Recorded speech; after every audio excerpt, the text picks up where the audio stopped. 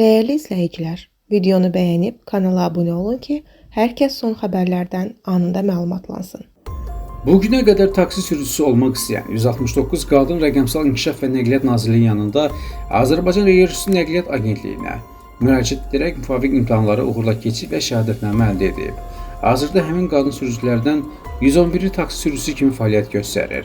Müraciət edənlərdən 8 nəfəri 20-30 yaş arası, 78 nəfəri 30-50 yaş arası, 25 nəfəri isə 50 yaşdan yuxarı xanımlardır.